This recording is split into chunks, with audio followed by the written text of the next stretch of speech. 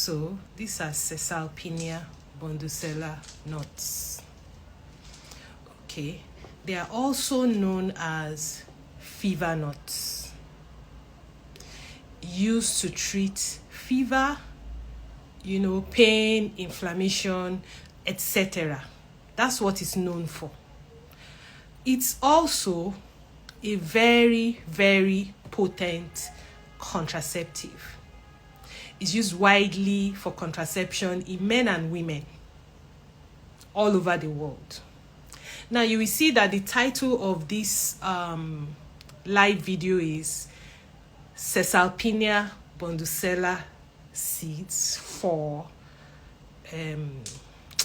PCOS. It would interest you to know that there is a study that found out that an extract of these seeds can treat PCOS.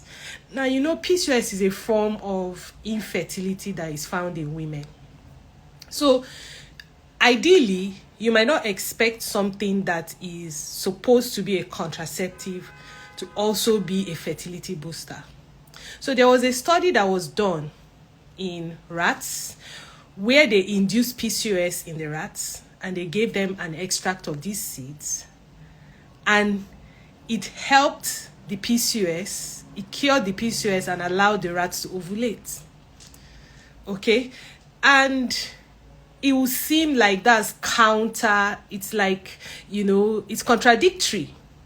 On one hand, it's a contraceptive. On the other hand, it is a fertility booster in PCOS. So what you need to know first of all is that the extract that they used in PCOS was different from the ones they use for contraception. Secondly, the disease condition of PCOS involves a lot of things. One of the things you find in PCOS is women that have insulin insensitivity.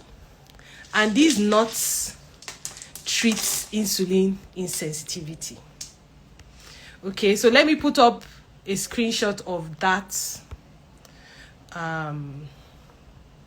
Okay, so this is a screenshot of the paper.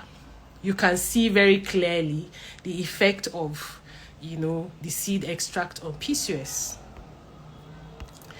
All right, so that's contradictory. Now, I do not know if it will work in a human being, because that the reason why they use rats for certain studies, a lot of studies, or rather all studies, most studies, is because the DNA of the rats is 96% identical to a human being. So 96% of the time, what you observe in a rat, you observe it in a human being. But there's also a 4% chance that you might not observe it. So I'm watching this very closely. It's a very interesting study, because I've always known this to be a contraceptive. So seeing that study piqued my interest. So there are other uses for this wonderful plant, which I'm going to make a post about it before I go to bed. So watch out for the post. But I just wanted to discuss its use for PCOS.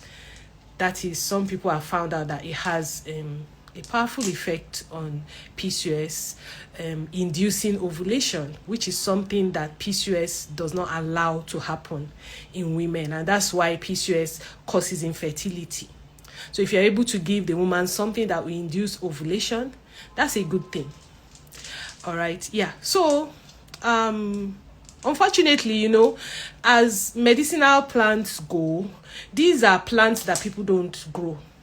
You understand? So we just have to go around looking for the plant and harvest it. So this is all I have. So nobody should please ask me to get some. I've not been able to lay my hands on more than this.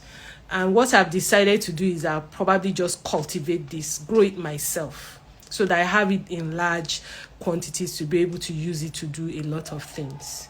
I'm talking about in Nigeria. Abroad, like places like India, where they have Ayurveda, there are people that actually cultivate this thing. I don't know anyone in Nigeria that is cultivating it. Okay, so that's just what I wanted to share this evening. Watch out for the post that details all its other medicinal properties. Bye bye.